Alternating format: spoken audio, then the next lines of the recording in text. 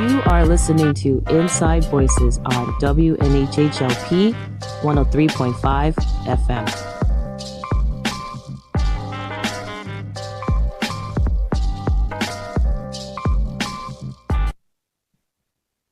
Good morning, everyone, and welcome to Inside Voices.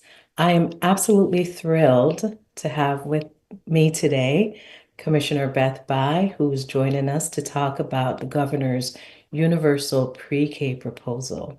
And this is a pretty big deal. And if this proposal goes through, it will be one of those pieces of legislation that would transform how parents access care and education for their children ages 3 to 4.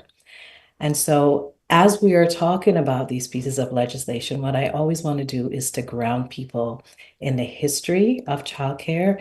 And I'm actually going to be reading today from where does this article come from?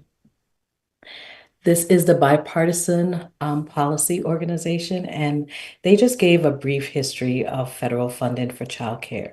And the proposal that we're going to be talking about, Commissioner, it's not federally funded. It's going to be state funded, and I think that's really very important to note. But again, we do want to kind of just ground people in the history of the federal funding, and we're just going to speak about two um, pieces of legislation.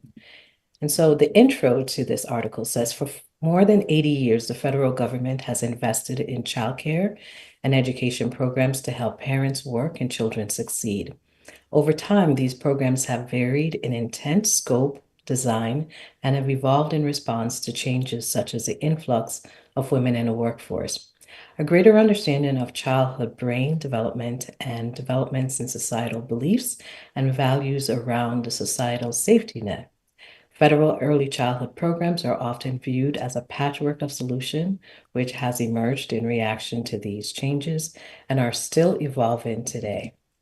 Early iterations of federal programs were targeted as a form of work support with less emphasis on childhood development. So in 1933, for instance, the first federal investment in childcare was made in response to the Great Depression. Thousands of government paid jobs were provided by the Work Progress Administration, or WPA, to help those rendered unem unemployed, and the Emergency Nursery School Program provided childcare for the children of WPA program and participants. In 1935, the Aid to Dependent Children ADC program was included in the New Deal. The ADC became a state-administered cash assistance program to support single mothers by allowing them to stay at home and care for their children. Over time, especially during World War II, women's participation in the labor force was critical, and the need for childcare for those working mothers became apparent. These federal programs quickly shifted and were cobbled together to support working mothers. In 1940, the Lanham Act, which we talk a lot about in childcare, authorized funding for childcare facilities for children of mothers working in defense and defense-related industry. Under this program, subsidies were provided for all children, regardless of family income, to help communities of children while mothers were assisted in the war effort. Over the next 25 years, the ADC evolved into a broader welfare program targeted towards low or no income family and renamed Aid to Dependent Children, um, Aid to Families with Dependent Children, or AFDC. Okay, so we're going to just put a pause right there and officially welcome the commissioner and to allow her to say good morning to our audience. Good morning, Georgia, and thank you so much for hosting this informational session. I'm excited to be here. All right, thank you. And I am going to just let people know about your background, Beth. I'm Commissioner Bai. Want to be respectful. Call me Beth. Okay, I Beth. like that better. All right. Well, Beth Bai was appointed as Commissioner for the Connecticut Office of Early Childhood, OEC, by Governor Lamont in January 2019. Bai, who served in the Senate from 2011 to 2019 and in the House from 2007 through 2010, leads an office created in 2013 to coordinate and enhance various early childhood development programs and create a cohesive early care system. In 2013, Senator Bai actually led the effort to create OEC, one of the first such office in the country. Her work as champion for the creation of the office is informed by her own long-term experience since 1980 as an early childhood professional. Beth's experience includes leadership at is it Our Farm? Our Farm, yeah. Our Farm Wintonberry Early Childhood Magnet School, Great by Aid, and the Capital Region Education Council, or CREC, as most know it. She also helped to open 2 early childhood magnet schools. Beth was a director at both the Trinity College Community Childcare Center and the University of St. Joseph School of Young Children, which was named a State of Connecticut model preschool. Commissioner Bai received her BA and MA in Child Development from the University of New Hampshire. And with that, we'll officially welcome you, Commissioner Bai. And is there anything, and I know this is kind of putting you on the spot a little bit, but I know that you are very immersed in the history of this work. And I actually wanted to mention the work that you did, or even did some history about worthy wages. But it felt like it wouldn't be appropriate given the fact that we're talking about this new legislation that the governor is proposing, and just kind of thinking broadly about, legislation that has impacted early care and education. But I wanted to give you an opportunity just to respond to, Yeah. some stuff that. I'm glad. I was gonna comment on some of the history because you really did a great job putting it in a national context. Mhm. And that's super important because federal money plays a big role in childcare and the funding that's available. Some of that's not so clear right now, but I do think Worthy Wages was a really important movement for folks on this call to know about because it really started organically among childcare teachers and directors across the country.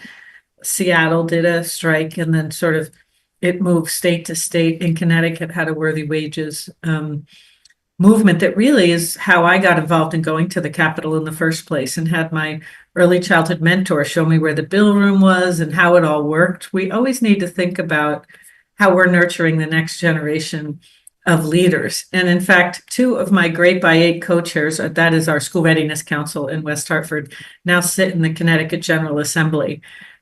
So you have more advocates there who've sort of sat in the middle of it. But in the early 90s, I can remember a protest in Stamford with childcare providers from across the state. And my daughter was 1 year old on my backpack, in a backpack, and now she's 32 and working on women and equity issues herself in New York City. So I think in the 90s, right before school readiness passed, there was a movement on the wages, which helped push school readiness, which I was thinking about Governor Lamont's proposal that we're going to talk about today and how it differs from the 2 other major movements the state made in childcare. Mhm. In the 60s, you talked about the war on poverty and AFDC and Head Start all coming in the 60s. And Connecticut at that time started some what we call child daycare centers. They're now part of Early Start Connecticut. So those historically came out of the war on poverty. And then in the 1990s, after the Connecticut Supreme Court ruled that schools in Hartford were separate and unequal, the legislature was left trying to find something that would equalize things a bit. And rather than bus children or do any cross-district kinds of education, and some of their political worries about that, they said, well, we could give preschool to the 11 cities with the highest needs. And so that began school readiness, which is another part of Early Start Connecticut now. So in one case, the state was responding to federal rules and requirements and federal funding. In the other, the state was compelled to do something by the courts. So I think it's unique that Governor Lamont is making a major proposal. There have been many legislators and governor who have added funding and helped early childhood move along. Don't let me underestimate the ongoing advocacy efforts of the Early Childhood Alliance and Childcare for Connecticut's Future and groups like Circle and Hope for New Haven. all have helped us make tremendous progress. Last year, we made great progress. But what the governor is proposing is really a game changer, as you said. And he's not doing it because he's being compelled to by a court or because there's a whole lot of federal money coming. He's done it because he believes in the value of this proposition and what it means to the state's children, to families, to Connecticut businesses, and that there's a significant return on investment. So I do think it's unique, this proposal, in that it's coming at a time where it's not compelled, not because there's sudden federal funds. It's because the state of Connecticut and our governor is saying this matters and this will help our state long term. So that's why I think the history is important. A lot of times it does take things like lawsuits to really move a legislature with that balance of powers. But this power is coming from advocates, from members of the House and Senate who've been advocates, and the governor himself is saying this is a top priority of the session. So it's a big deal. It is a big deal. And a part of what I like to do, and we're going to jump into the actual proposal itself. I always look at this not simply from the lens just of history and of legislation or from court cases, but also from external pressures. Exactly. And COVID actually put in stark relief how critical this infrastructure is. The governor came to us and said, we need you. And the OEC was a part of the state's emergency response. And I would say, that definitely have always also been a role. Big role. Yeah, good point. in how government respond to childcare historically. Again, we talk about the Lanham Act coming out of the World War II and being a part of the war effort. And then we talk about the Great Depression with ADC, being responding to that economic calamity during the US history. So I think COVID really was a catalyst and I'm grateful for lots of people changing their mind about how they view childcare. So with that, can you explain to the audience what the governor is actually proposing? Sure. Well, the outcome of the governor's proposal, and I'll get into some of the details, will be more affordable preschool for families. That would be free. There'd be free options for families making under $100,000 a year. And no family would pay more than $20 a day if they make between $100,000 and $150,000 a year. So it's really using a trust fund to bring that outcome. Now, it's really important that I get behind the scenes here and say, the idea is the governor will put $300 million in a trust fund this year, and then estimating at least $300 million a year in the coming years, where each year the money that's in the surplus will go into this trust fund that the governor is setting up, like an endowment to pay for childcare in the long run. And the endowment keeps growing, and we're limited to spending 10% of the endowment a year as it grows to make sure it's sustainable, so that as we add programs, as we increase the rates per child to pay teachers on par with kindergarten teachers, as we maintain the quality requirements, that's sustainable, because there'll be a fund, and 10% of that fund will be available in an ongoing way. So it also, I think the pay disparities really matter here, that the first year that it's in motion, which would start in July of 2027, programs that are accepted and participate agree to pay their bachelor level teachers at the rate of public school teachers, and their associate level teachers at a rate that's commensurate as well, commensurate. I just think I made up a word that is aligned with public school salaries for people with associate degrees. And OEC has worked on what we call a narrow cost analysis that's been widely shared, that programs will agree that we will take the significantly higher rates, but in return, we will make sure that the professionals that we need to recruit and retain will be paid in a way that leads to better recruitment and retention of teachers. So it's affordable for families. It's going to expand the number of spaces to reach all, so all preschoolers have access. And this will happen over time. And the first step will be community needs assessment and planning. And then once the community say, okay, you're in New Haven. New Haven has this many public school spots, this many private spots. Families say what they need is, 60% of families say they need full day, full year. 20% say they need night and weekend childcare as well as preschool, that the community will make a plan grounded in family needs and existing programs, and then submit that plan to the office to be funded.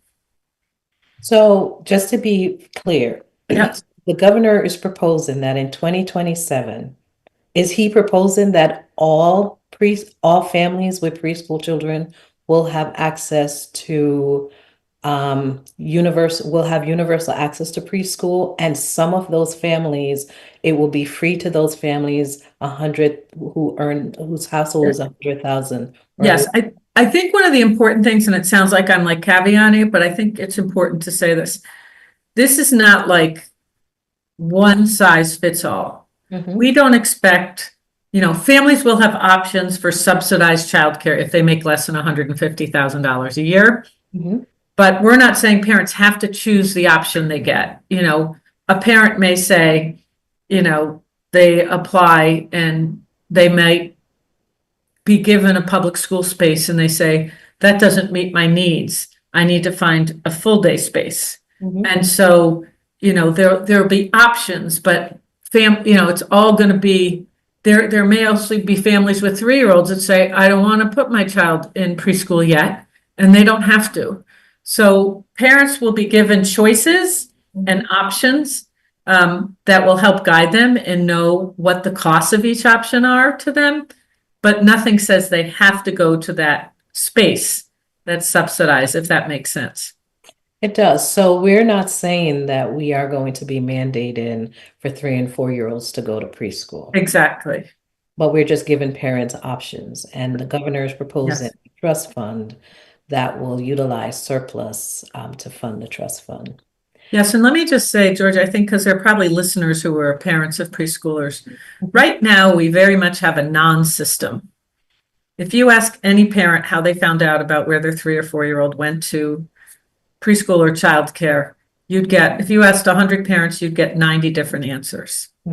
What we're trying to say is we need to make this easier for parents. So they have a 3 or 4-year-old, so there'd be a state system that they can go to say, here's my zip code, here's how much money I make, here are your options. And rather than right now, we have 150 programs advertising to parents, and it's very confusing to parents. Should I go to Head Start? Should I go to Early Start? Should I go to the public school? This will lay out the option for families in a very rational way that we think they deserve more guidance than they're getting right now. And we think we can leverage more federal and state dollars that way as well. So there's been some pushback to the governor's proposal. Many folks feel that the critical need for childcare and support for families are now, and this proposal from the governor is anticipated in 2027. Additionally, the Early Childhood Alliance, and when I say alliance, we're talking about all of those childcare advocacy group, has pushed back in saying, well, while this is a great first step, it ignores the needs of families with children below the age of 3. So why would the governor, and I know you can't speak for the governor, but can you explain at least in your thinking about this proposal, why the governor would choose 3 to 4-year-olds versus looking at the entire system, as you said, because the entire system is a non-system? Yes. I will defend the governor because the governor and I, worked on this together. I own it as much as the governor. And I think there are several reasons. first of all, I don't think we've ignored infants and toddlers. That's where the investments have been made to date, adding thousands of subsidized infant toddler spaces during his time and increasing the rates for those spaces significantly, like more than 40%. So I do think, we did not address the whole problem with infants and toddlers, but we're not ignoring that. With this UPK proposal, we will be the only state that within a UPK proposal puts funding to increase infant and toddler rates along with preschool rates. So as the rates go up significantly for preschoolers to pay teachers on par with public school teachers, the rates for infant toddlers will go up at the same time. And so that's tens of millions of dollars in a UPK proposal to make sure we don't underfund the infant toddler system. Also, the other thing that happens is that because we're using state dollars now to fund the preschoolers for those 6.5 hours a day and sometimes 10 hours a day, depending on the town's or city's proposal, they will no longer need the Care for Kids dollars for that school day, school year portion, freeing up somewhere around $70 million in Care for Kids that can be used for infant, toddler, after school, or wraparound care for preschool. So we're also freeing up more federal dollars that will, at least a good amount of them, will go to infants and toddlers. And the other thing the governor has done, really after negotiations with the union, is over the past 3 years, increase rates 11% a year. And in this year, increasing the rates to 11% was supposed to mean that our Care for Kids rolls would go down to 17,500. And the governor did not want to do that. That was how it was budgeted to meet the 11%. He added, again, tens of millions of dollars to make sure we could keep the Care for Kids rolls at 23,000 children. So while this program is sort of laser focused on the data and needs around 3 and 4-year-olds, it's maintaining a lot of the infrastructure we need for infants and toddlers. And in other states where they've just gone headlong and moved all the children into public schools, it's undermined infant toddler care. By funding infant toddler care at the market rate, it will help private providers have the sort of fiscal balance that will help them enroll infants and toddlers as well. So there's no perfect answer. There's not enough money to do the whole system. And I believe we're so close to having universal access to preschool that no child in Connecticut should enter kindergarten not having had access to preschool. And if we can do that here and get better data from families about what they need through the portal, I think the infants and toddlers are next. So I'm a parent and I'm sitting listening to this conversation. So, and I know I have a 1-year-old now, and in 2027 and beyond, my child will be eligible potentially for preschool programming. So how would I access this preschool program or preschool funding? Yep.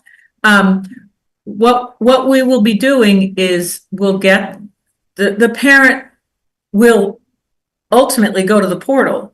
We will be funding more programs, so there'll be more options for families than there are today when they go to that portal: public school, private program, family child care. The parent would go and see what's available given my income and what will my copay or will it be free be. So we'll have a much better system for that. And we're coupling that with sort of what we're calling parent-to-parent outreach, where we've put money in the funds to pay parents who know about options to go door to door, because we know that we need trusted community messengers who can really listen to parents and what they're looking for and guide them to whether it's a family child care in the neighborhood or a center-based program or a public school in their neighborhood. That we know we have to pair this technology with parent-to-parent outreach. And we've been doing that this year, sort of piloting that. So I hope we'll have that. We'll be even better at that by 2027. But you will know what your options are as a parent.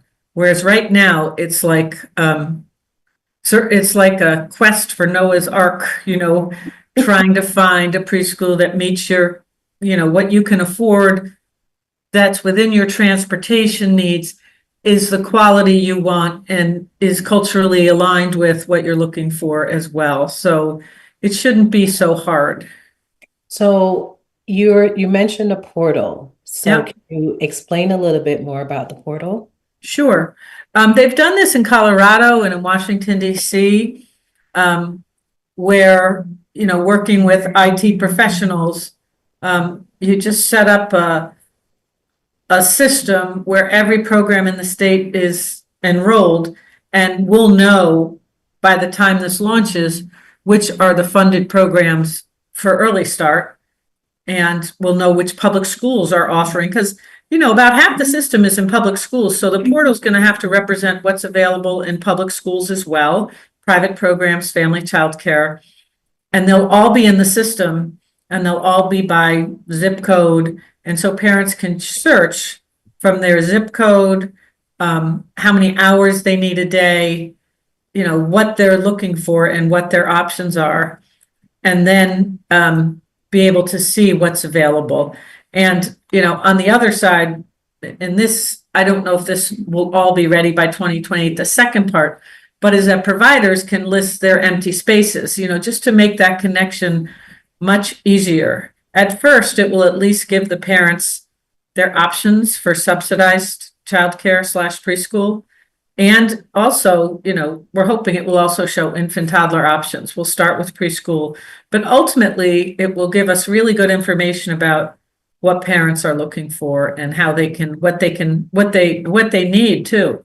If we find, oh, there's this many parents that need full day, full year care, and we've now driven them to these full day, full year spaces, but they're not enough, that tells us something about the next round of funding in those communities and what's needed. So hopefully the system will just keep getting better and being more responsive to family needs.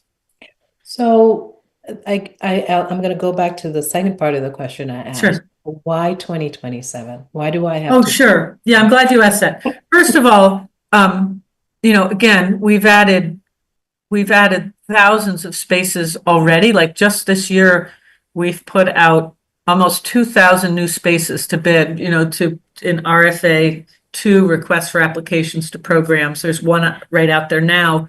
There's one that just happened. So that added a good number of spaces. And then the governor is allowing us to spend $30 million in year one, because of the 300 million, we can spend 10%. Some of that will be adding, we expect to add about 1,400 more spaces through Smart Start and Early Start.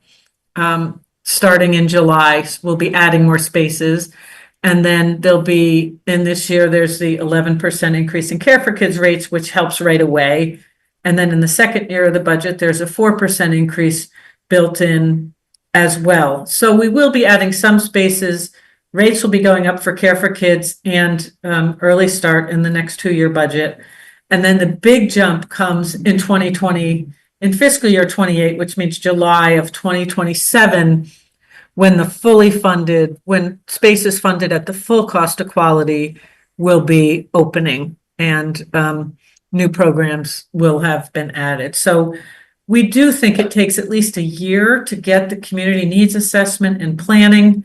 If we really want to bring parents to the table and community members to the table, you can ask a state or a local entity to just do it.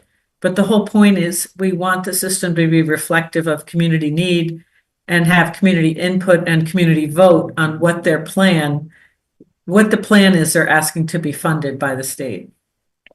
So, speaking of community input and that need, one of the things, and we just went through a process with the governor's Blue Ribbon panel. Yeah. And one of the things that came out of that process was we heard from parents nationally, we heard from parents statewide, and we heard from parents locally that what's important to them is that programs are safe. Programs are definitely accessible in their community, and programs are culturally responsive. Those were the main priority for parents. And of course, accessibility. In accessibility, we're talking about affordability as well. So how would the Office of Early Childhood ensure that in this community planning process, that parents' voices are centered, and those are the things that are actually lifted up at the very top of what a needs assessment would report out? Yeah, I think that's going to be a really important part of the process, Georgia. And I do think it's going to take ongoing vigilance, both of advocates and OEC, to make sure that that happens, that parents are at the table, that the parents who are at the table are representative of the community. We have funding set aside for technical assistance for councils because we know there are a number of examples of really highly functioning councils that are culturally appropriate, that do have parents at the table, but there are probably more examples of councils where, and that might be, I don't have a count, but there are councils where they're not hosting their meetings when parents can make it. They're not providing childcare, the very basic things that, we've been doing since the 1980s. We've understood this in my college childcare center. We'd have dinner and childcare when there was a board meeting. Like, these are the basics if you want parents at the table. And I think we're also working to develop capacity to support parents through our parent cabinet and our parent ambassadors, trying to develop parents who are comfortable using their power at the table, because they're at the table and they have power, but a lot of times I think parents don't understand their power at the table. So I think it's going to take some very specific training and outreach for the councils, and frankly, some rules, like you can't take a vote if you don't have two parents there. I'm making that up. So councils, because that was going to be but we need rules.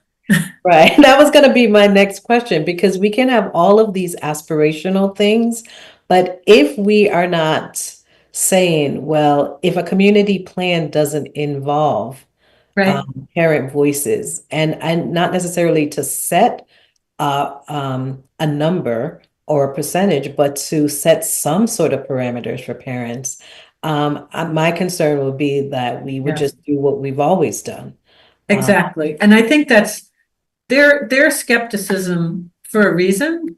I'd say it's not cynicism, but their skepticism, because there have been poor processes. And I would say there haven't been the funds to oversee these councils and provide them with the TA that they need.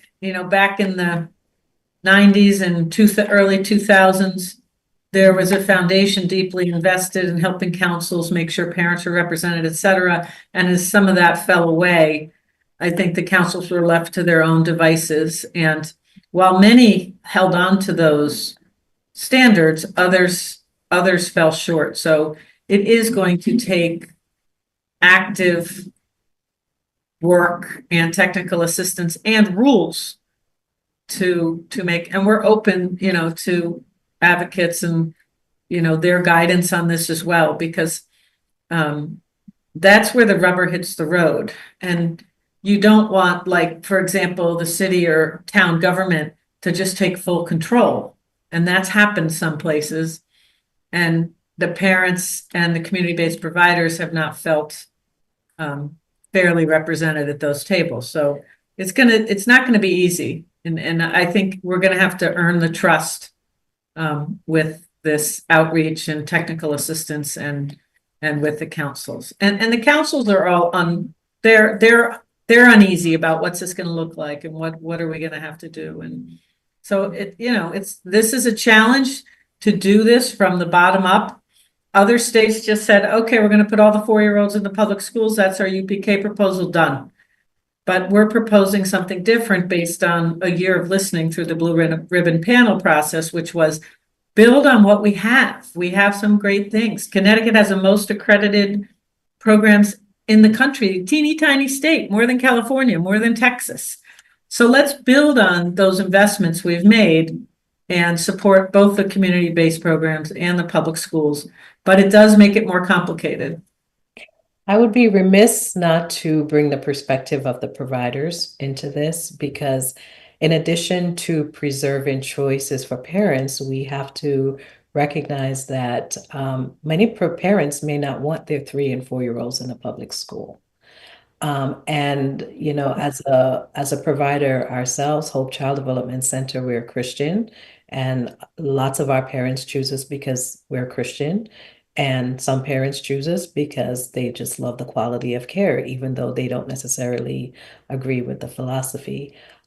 So many community-based providers like Hope Child Development Center have felt worried about whether or not, going back to the cynicism and the skepticism and the trust about whether Connecticut is in fact going to preserve a mixed delivery system to ensure that community-based providers who have been doing this work for many years are not Exactly. supplanted by the public schools, and that parents' choices will also not diminished in this process. So can you speak to that?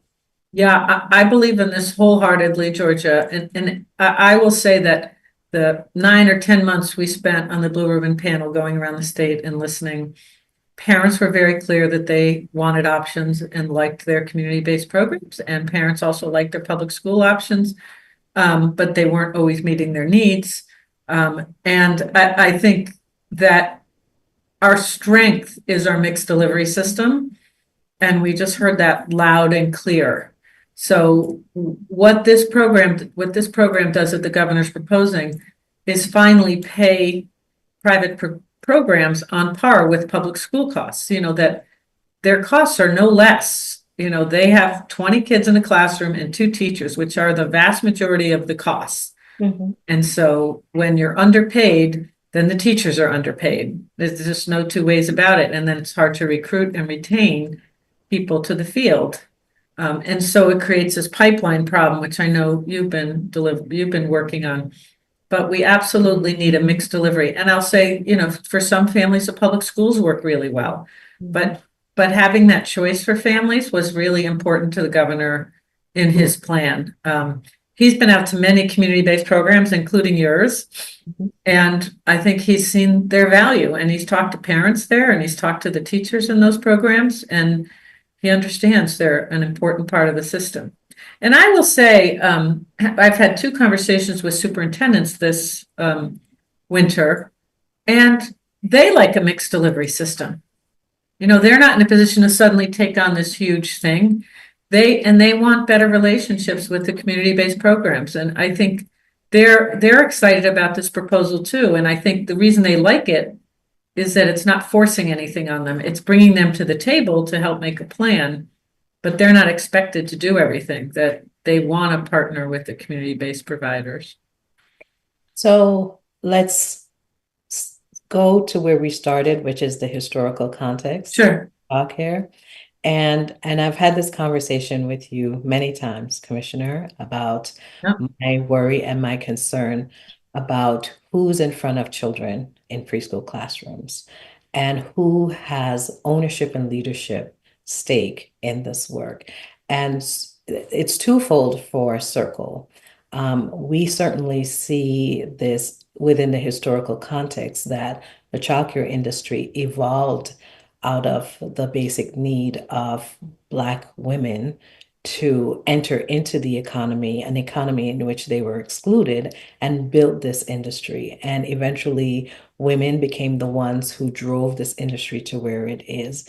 And that's a part of the reason we believe why there has not been the type of investments that were there. And so now, as we see this movement of understanding the critical need of this, seeing this industry as more infrastructure than it is just, another business industry within a state. Now there's more interest. Now there is more investment. There is the big concern that the ownership stake and the leadership stake in childcare businesses will also be supplanted. And that ties into the concern again about culturally responsive programs, because Circle also evolved out of the study from Dr. Walter Gilliam about implicit bias and disproportionate suspension of Black and Brown boys out of school. So we are viewing this legislation and this movement with those as a backdrop, right? And so how can you speak to, or what is the plan, the intentional plan? Because we've always gotten here from intentional policy and intentional legislation. So is there any type of intentional plan or policy to preserve the makeup of the progenitors of this work? And I'm talking specifically about Black women, so I'm not gonna Yeah. um, I can't say that there's anything in the governor's bill that speaks specifically to that. It is our goal to build on the system that exists, but to your point, this gets complicated. But there was language in House Bill 5003 mhm, um, that's sort of modeled up Massachusetts language out of concern that when the rates go up, that private equity will come in and buy up a lot of programs once the rates are higher and push, the traditional caregivers out of the way and to maximize their profits. So, that's worth looking at. And I know that, in the RFAs that we've done so far, we have, given existing providers extra points who've been in the system. mhm. And I anticipate that would continue because you don't want to invest in a system for 20 years and in programs for 20 years and just throw everything up in the air. So it would be much like RFAA, where there'd be a certain number of points for existing providers. It doesn't leave out new providers because we're going to need more spots, and the existing providers can't meet those. And the existing providers will need to have met the accreditation standards, the teacher standards, not had trouble with licensing, et cetera. But I do think that process where you sort of try to maintain the existing infrastructure and give some points there in any RFP is one way to do that. So we anticipate continuing to invest in the existing state system, but I think it's going to have to be vigilance. Once, to your point, once there's money in the system, it does become, it does take what you're saying, intentionality to maintain the existing providers. And, what happened in Brown versus Board of Education and the Black teachers being pushed out still hurts our education system today. Like these things are legacy problems that you have to be careful not to set up when you're doing something new like this.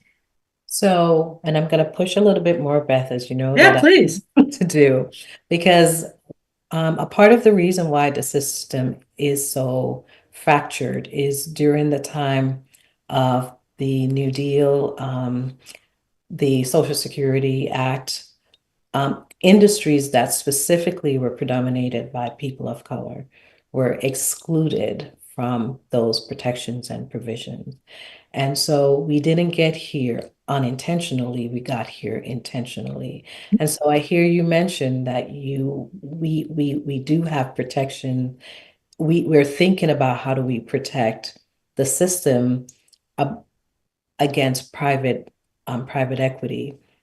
But the Boston, not the Boston Federal, I think it was the Dallas Federal Reserve came out and spoke to the fact that they are looking at the gradual erosion of Black and Brown people in the childcare system, because as a system is really it's a very challenging time financially. Those people are opting to do something else.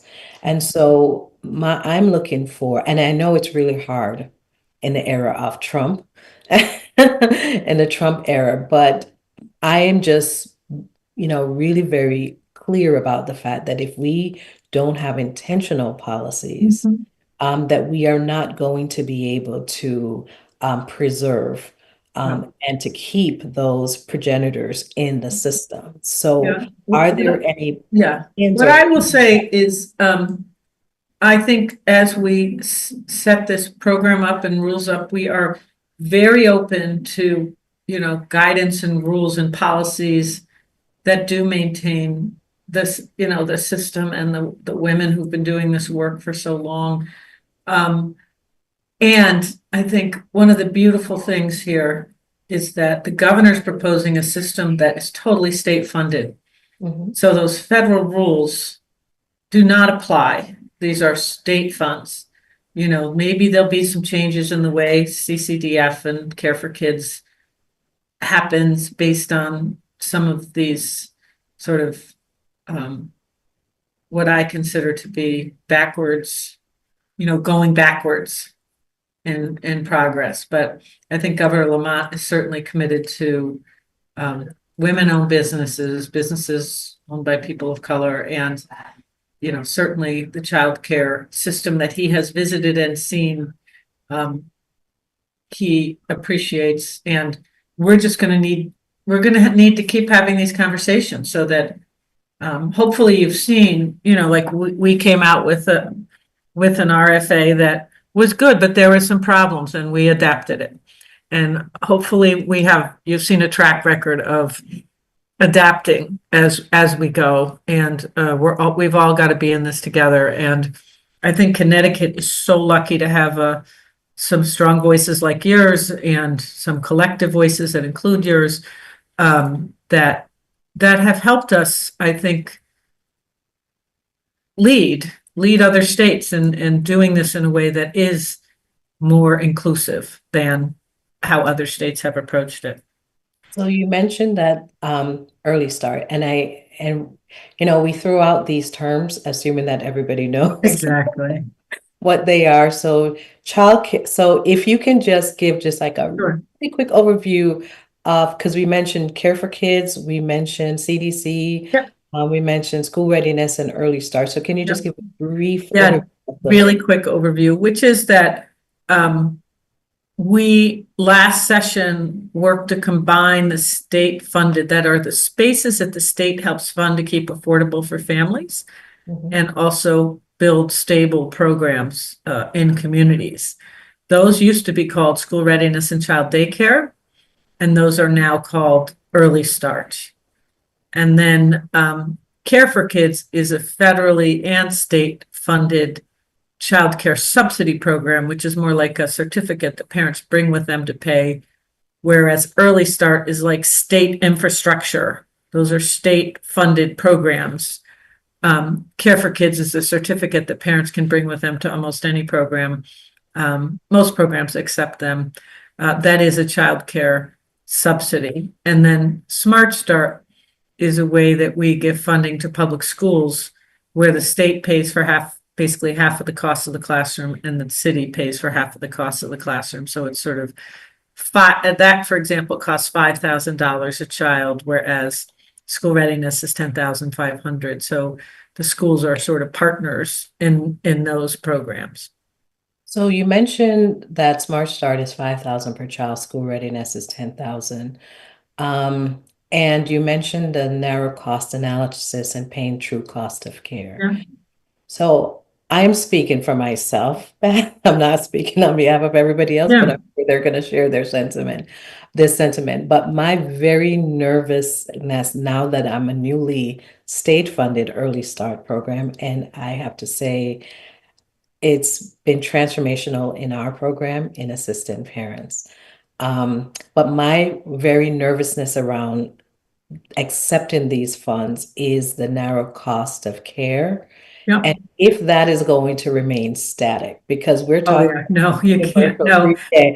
Listen, I've got to ask the question. I can give you, like, for example, a full year preschool space now is 10,500. With the increase to start in July of 2027, it goes up to 19,000 a child. So you get the funding to be able to pay the teachers, and the public schools or school year space now gets 6,000. That will go up to 10,000. So the rates go up significantly as the fund grows. That's what allows us to do the rate increase, which is why it starts in state fiscal year 28, which is July of 2027. So, which leads to my next question, because this is money that's being taken from the surplus. What if there is no surplus? What happens? Well, I mean, the governor in this plan, I think, really took like you're talking about history, took a look back when he was thinking about what will this amount to? And, the fund is estimated on a surplus of 300 million. But if you go back 6 or 7 years, the average over 6 or 7 years, some big, some tiny, is more like 460 million a year. So the first year's 300 million. After that, it's the entire surplus. So it could be more, it could be less, but that's the whole idea of a sustainable fund, is it can deal with years when it's smaller, years when it's bigger. There was a year when the surplus was almost $1 billion, So the fund and programs can grow as the fund grows. So there's no perfect here, but the fact that the governor's saying, I don't want this to be subject to every year fighting, for these dollars against everything else. I'm saying early childhood matters. This is an investment with a 7-to-1 return on investment, if you will, in the state. So we're going to make this special and say, we want a sustainable source of funding. And now the Senate has come out with a bill that also calls for that sustainable source of funding and calls for the 300 million and using the surplus. So that was good that happened this week. So the key takeaway, I would then say, from this legislative session for parents and for providers is that there is a strong commitment from the state of Connecticut to fund the early care and education system. And I think you're seeing bills in the House and the Senate and from the governor saying that. We don't know what's going to come out. I'm talking to you about a proposal, but it's not true until the House and the Senate vote for it. So, the governor and the speaker and the Senate president will, be working with us at OEC and others, senators and House members, to get a bill that they can all agree on. I like the governor's plan personally. So we also want to have a key takeaway is that this is a proposal. It's not Exactly. anything that has been passed, and that there could And be. if it sounds good to you, tell your legislators and let the governor know. Yeah. But there are other proposals. Yes. In the House and Multiple. the Senate as well. Yeah. And so we're almost at time, Commissioner. So I'm just going to go back to one of my questions. Not one of the questions, but one of the thought. So in this Trump era where DEIA, where most people truly, I don't think, understand what that means, diversity, equity, inclusion, access, given that these are state funds, what is the plan to ensure that these things are preserved for the families and the people of Connecticut? To ensure that families, regardless of whether they're rural families, urban families, rich families, poor families, all these diverse families in the state of Connecticut, what all the diverse needs for care, all of those, what the acronym represents: diversity, equity, inclusion. How do we ensure that in this Trump era, that those are principles that are preserved in a way that we approach funding and support the state families in the state of Connecticut? Well, I think what we've tried to do with this proposal is bring lots of this to communities and put this on the community's table to bring people in, and help them make a plan. And so I think a lot of this is going to come from all of us working to make sure in our communities, the people at those tables represent our community. A lot of the reason we need diversity, equity, inclusion efforts are because that hasn't happened, that people have not known and understood their power. They haven't been given power. This is giving power to local community planning. So I think we're putting a lot of faith in that. And, I think, as I said earlier, there's fair skepticism because that hasn't always worked. But I think we have a real opportunity here with technical assistance and support to help communities make sure they have all voices at the table. And I so appreciate you saying that, Commissioner. And I'm going to not necessarily invite you back, not that we don't love to hear from you, but somebody from your office, because a lot of times when we talk about equity, a lot of times, or DEI, and a lot of people don't know that there's an A attached to DEI, that they see this only as, programs for people of color, but there is also need for folks who have special needs, and we Exactly, have somebody from the office exactly. to come back and speak more specifically about families with special needs, because Yeah. those are children and families that are underserved in the state. And we didn't talk about this, but 7,000 of the new spaces are designed to support young children who are 3 and 4 with special needs to extend their day in preschool, because that's the other thing we heard from parents is if they had children with special education needs, they were having to choose between working and their child getting the services they need.